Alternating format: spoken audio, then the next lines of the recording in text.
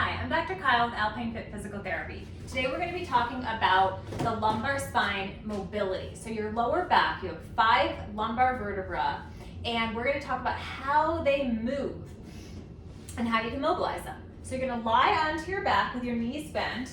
Your fingertips are going to be on your pelvis, and you're going to imagine that you have a marble at the center of your stomach. And you're going to want to roll that marble down towards your pubic bone. To do that, you're going to roll through your pelvis forward, arching your back, kind of thinking about creating a tunnel underneath your lower back. And then you're going to bring that marble back this direction up towards your breastbone to flatten your back. So you're thinking about rolling forward and then rolling back. The marble goes towards the pubic bone and then towards the breastbone. The pelvis is moving as well. So you're finding as much range of motion into anterior pelvic tilt, and then as much range of motion into posterior pelvic tilt.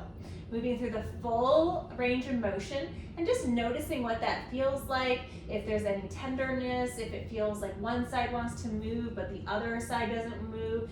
Just make sure that you're doing what feels appropriate for your body in terms of how far, and kind of finding an edge where it feels interesting, like a stretch, but not painful.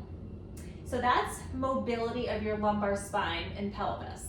Now I want to talk about another way to do that. It's a little bit more rotational. And so these are called bent knee dropouts, fall outs to the side. So the knees are going to fall in one direction, and then you're going to lift them and then have them fall to the other direction. And you'll notice there's a little rotation as you do this.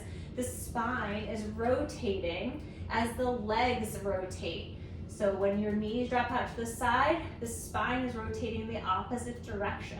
And it's a great way to keep your lumbar spine mobile and to help synovial fluid bathe those joints and help them feel mobile and not tight.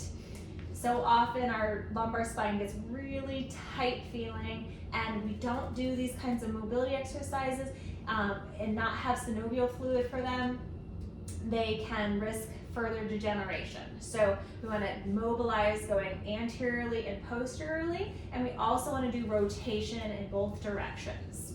You want to do this about 15 times this way, and then about 15 times each side for the bent knee fallouts.